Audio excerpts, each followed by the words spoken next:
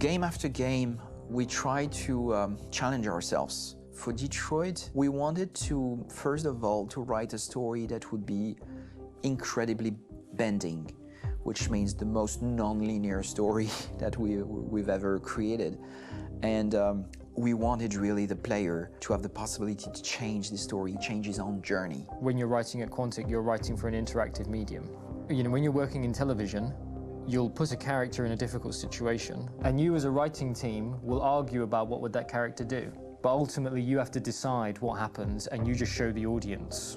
What's interesting about interactive drama is you bring the player into that conversation, and it changes your job slightly as a writer, because your job is to provide a narrative context in which the player can write his own story. You're giving him this kind of narrative Lego that he's going to snap together into his own shape. You also have the ability to make your audience attach themselves to your characters, because the audience is in some sense responsible for what happens to the characters. It's just a few cans. Come on, let's go. We have some cash now. You used me to steal that money. How could you do that? I trusted you. What is a bit specific about these scripts is how large they are. If you take a film script, there are about 100 pages. But here we have to deal with a script that is between 4,000 and 5,000 pages. Everything becomes bigger because we don't just tell one story, but we tell all the possible stories that can be told within this narrative space. On Act 3, our final act, we have around 1,000 different scenarios. And every one of those scenarios has to be as interesting, as passionate, as strong, and as emotional for the player. We want every action that the player does, every interaction that is available to serve in telling the story, and help the player understand who his character is, and build that character moment to moment.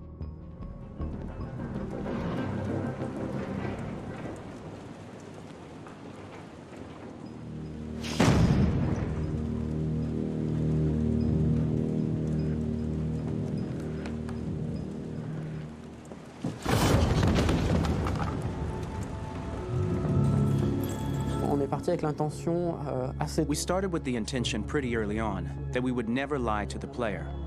So we implemented a visible tree structure in the game that players can consult during a scene or at the end of it, which shows exactly what they did and what they missed. There are games out there offering world exploration. We offer narrative exploration. You know, keeping control of such a wide and large story is a huge challenge. So same thing when you shoot with actors, because you will need to shoot many different versions of each dialogue, of each scene. For actors, it's a huge, huge challenge. Because of the style of the game, you have so many different ways that the character can go.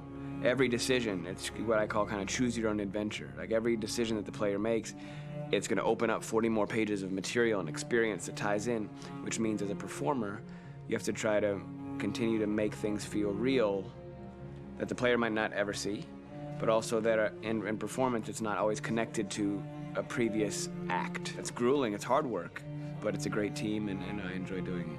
I was really frustrated, until I got to this point where I kind of was able to step outside of my own experience and even in a lot of ways my own process, and be able to step outside of that and okay, this is something new, what do you need? How do I meet you there? How do I give you what you need and still feel like I'm doing what's right?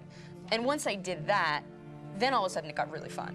It was much freer, and having to approach it in a new way and think about the player and think about how it serves them and what I'm doing for them or what I'm letting them into.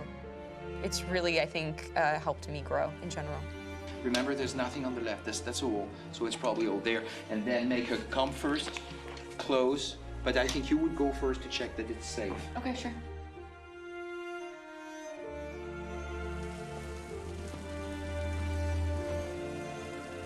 The most enjoyable thing about working in performance capture on this kind of project is that if I shot a film, I would get to do one of these endings.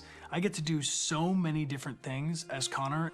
Your head goes all over the place because you're trying to keep track of basically 4 different storylines for each different response. What's the name of my dog? Buddy? Scout. I think it's Jack. I can't remember.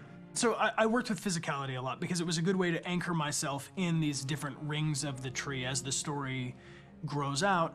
I know where that is physically in my body, and then I can switch more continually on set, and it'll be entirely up to the player to determine what order those things come out and what they look like from a distance. Like if you're playing through it, the culmination of all of that will be their version of Connor. I'm faster than you, and I don't feel pain.